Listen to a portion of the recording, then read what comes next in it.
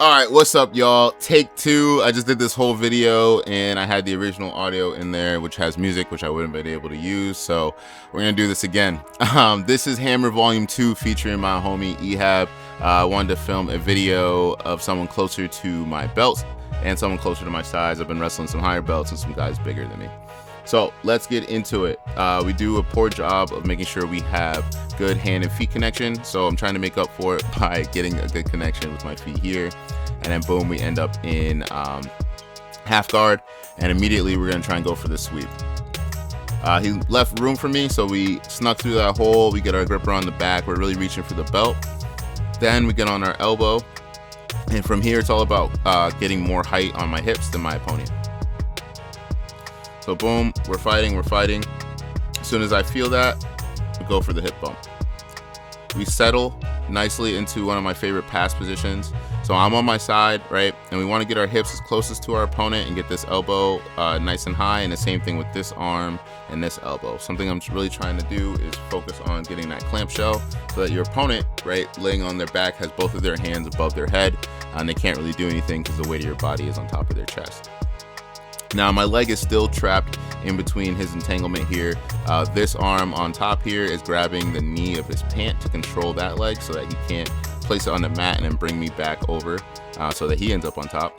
And what we want to do is get this leg that's entangled out, and then now we're inside control. We'll get our points. All right, boom. We got our 2 points there, and we're in side control. So now I'm just changing my grips. I always change my grips nice and slow while I have good control, because that's when you're gonna lose your opponent, right? So our grips were on the lower part of his body, and we're using the weight of our chest and our pinning so that we can slowly move both of our arms to the top portion of his body where we have the most control. And here, I'm just applying a lot of pressure, just trying to make sure that he's uncomfortable, because you never want your opponent to be comfortable on the bottom, because it gives him room to think, gives him room to recover, and we just don't want that. So after we get this here, our next thought is, cool, we need to get mount, right? So we can go for all of our attacks. So that's where we start working here. And Ehab does a really good job of defending, making sure that space is there. But as soon as he bridges, I take the split second to go for the knee slice across his belly.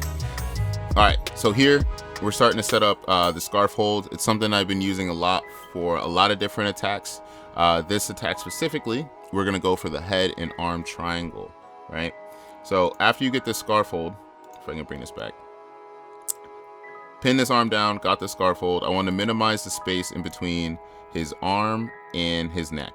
So we pull the wrist, right, in this circular motion. So my wrist is pulling his wrist back, while my my right hand is pushing on his elbow, forcing everything to just wrap around his head, kind of like an anaconda with his arm. So I want that space to be as tight as possible before I transition. So as I start transitioning to the side of him, right, the same arm that pushed that elbow further deep is now starting to swim underneath this arm and then around his head so that we can finish the arm triangle. Boom, we're transitioning. One thing, right, this back area is where they're gonna escape. They can't go forward, their own arm is choking them. So the only way they're gonna get out of this is turning and escaping in this open area. So as I'm transitioning to the side, there's a split second where he could kind of flip out. So that's when I use the front of my hand to push on the back of his head to keep and make sure that everything stays nice and tight as we transition this arm around his head. I let go of the scarf hold because it's kind of, everything is trapped in the crook of my elbow and my body now, so that I can make this. So boom, push the head in to keep it nice and tight. He tries bridging here. So when he went for the bridge, there's a tiny space between his neck and the mat where I was able to finish sliding in my hand. And now his head can't go back out that little hole. And then the side of my head has this arm locked in. And then we have this arm for base because he just tried to bump us off that way. Got our legs tucked in tight here so that he can't scoop them. And we just gonna stay patient until the opponent stops bucking so we can finish this transition / submission. So boom, he's bucking. I'm just trying to keep this arm tight. He's bucking, he's bucking. Here, I felt him, the bucks weren't as strong, right? So now I'm like, all right, now it's time to go for the transition. You're gonna see me start to pick up this leg and then bring it onto his waist so I can start going that way and then finish the arm triangle on his right side. But Ehab does another buck and I end up doing something different. So boom, here, I feel it. I'm gonna start going for the transition. Kind of gets his arm free. So now we're just playing for position over submission. I wanna make sure I stay on top. And I wanna get one of these arms down to the ground just like I did before. So here, we just used a little bit of physics, right? I did go to school for a little bit. He's keeping both of his arms in front of him. I can't get underneath his elbows, and he's posting on his own face, right? And I can't push his arm through his face, but I can push his arm to the side of his face. So we're gonna get this creative grip here, where we grab the wrist, right? We want the wrist not to go down, because that's into his face. We want his wrist to go to the side. And to help that, we're gonna bring his head to the side. Boom, to break that connection, pin that arm to the ground, and then it doesn't look like it, but I'm putting all of my, not all of my weight, but a good amount of weight into this wrist just to make sure that it doesn't go anywhere. And we're already kind of around his head to finish the scarf hold. Because I used the back of my hand to pull his head to the side, I kept it there, so now I can just kind of go underneath. Boom. Once I knew I couldn't get the scarf hold again, I noticed that his back area was unprotected, so we slide this leg up to try and go for a little S-mount action. So boom, we're getting this leg behind his neck now, right, to try and either go for a triangle or a head and arm, like an inverted triangle, I guess, some type of triangle variation. So we pull the arm up, and we either want to lock that arm in, but realistically, because we have the other arm locked in on our leg, we want to get that leg that we had here, we want to shoot that past this arm. So that's why I was trying to lift this up to create enough space to get my leg through, but he was bridging and moving, and it was really hard to keep my balance. So we ended up abandoning this and just going back to a mount again. So we need to get this leg up and over, which I try, but there's just not enough room. He's fighting me on it. So I just hug the arm instead, right? Because we had a good grip on it.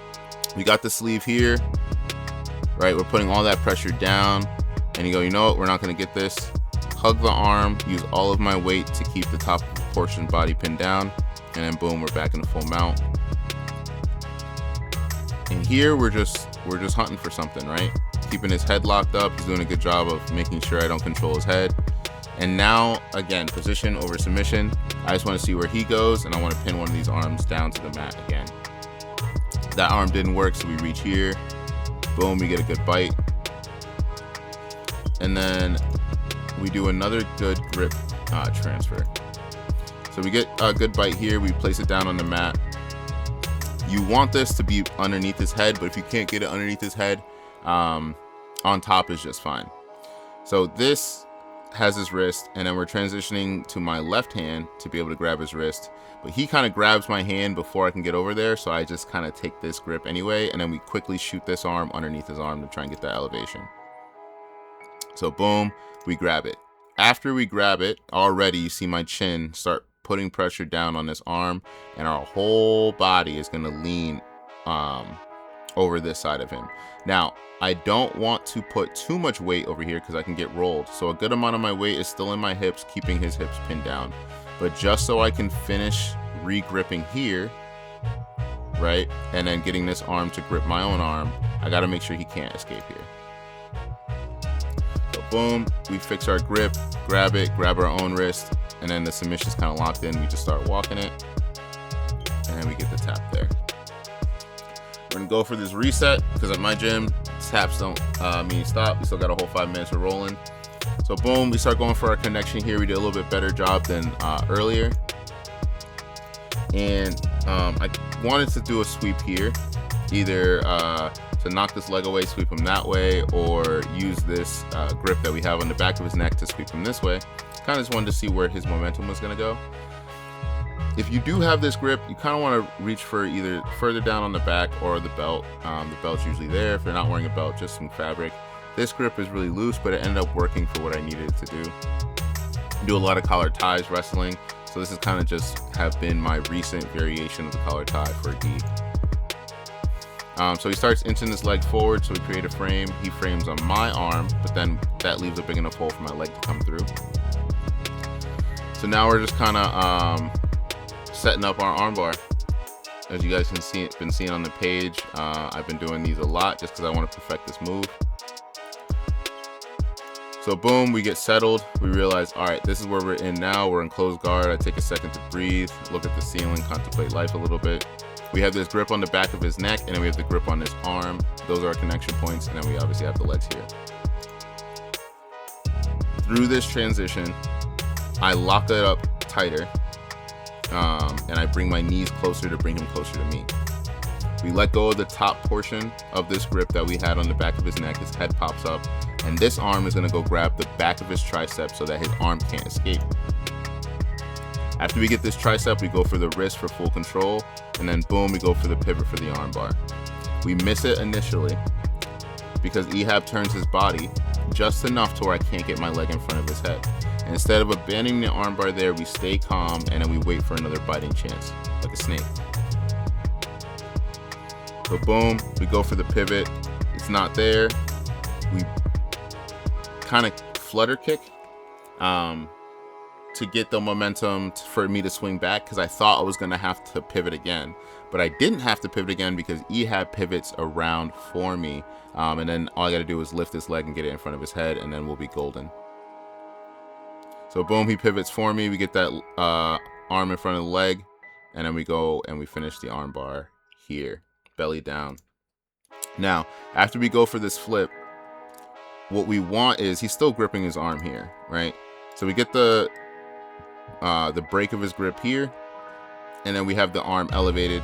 You want to go hip into the elbow while you extend your thighs, calves, and all of that, pushing his body away from his arm while his elbow goes the opposite direction.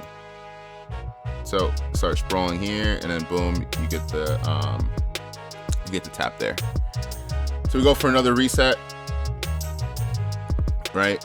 I'm thinking about sweeps. What kind of sweeps do I want to do? Because I need to get better at those. And he starts coming in, and we're like, all right, we have enough room for X guard. So with X guard, right, something I've been working more, at least I've been able to lock up my feet a lot more. Getting their right leg, right? Hooked on with my arm so that I have full control of their body can be a little difficult. But I got the lapel hold here, and we either want to bring him this way or we want to bring him that way. So as I start bringing him that way, he kind of goes to his knee and he falls back. And what I wanted to do was wrap up his legs, keep his legs elevated so that I could sit up before he could. But during this transition, right, our coach actually stops us because he wanted to show me something about competition. So there's this thing called reaping the knee, which you can't do because if you have control of someone's leg and your foot crosses to the opposite hip, right, it puts tension on the knee, which can tear all, puts tension on the knee, which can tear all the CLs known to man, which is like an athlete's like worst nightmare. So he was just letting me know that like in competition, a ref could call that because for that split second I had his legs wrapped up, and then I had my leg all the way over to the side of the hip where it would be putting pressure on his leg, even for a split second. So he just let me know to keep this leg on the same side that I have, so I don't have to worry about reaping the knee. Tap up, we restart, and then the same principles that I had before are going to be used here. Don't want to end up wrapping up around him, because you know, obviously you don't want to end up with the reaping the knee charge during competition. So I just transitioned to straight up holding the legs above their head, because you cannot stand up without your legs. You need both your legs to stand up, right? Especially in a grappling situation. So we go back here. We make sure we keep that foot nice high elevation so that he can't stand up.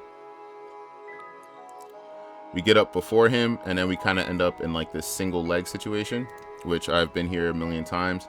So we want to keep this arm here so that he can't go to our left. I'm sorry, our right. And then if he goes to our left, then we just finish out like a normal sprawl. No problem there. So grab his chin, and now we're just gonna start doing a little good old wrestler turn over here for the pin. And then we want to go to scarf hold here, so we're gonna wrap around his head, right? Setting that up. We got all this forward pressure going forward, and I want to scoop this knee right under this elbow. That's why it's extended here, so it can shoot underneath as I pull this arm up. Ehab does a great job of keeping that arm down on the mat, not letting my knee through. So we end up just transitioning to a normal side mount with the attempt on going for full mount, but he brings his leg up, and then we end up in this position. So what's good about this position here is that your spine, right, is a column, and you usually don't want to separate that column, right? It wants to go in a straight line. But if you keep the legs pointed in one direction and you keep the back on the mat, you're putting tension on the spine, right? And it's hard for someone to move and can be painful. So to keep someone pinned when you don't have your full chest on them, that's just one way. Get their legs pointed the other way, get their spine pointed, or I'm sorry, their back pointed the other way to have that spine contortion. So here we're just trying to set up some more scarf holds from the side. He's doing a great job defending. And boom, I just go back to normal side control when I can get his back more on the ground.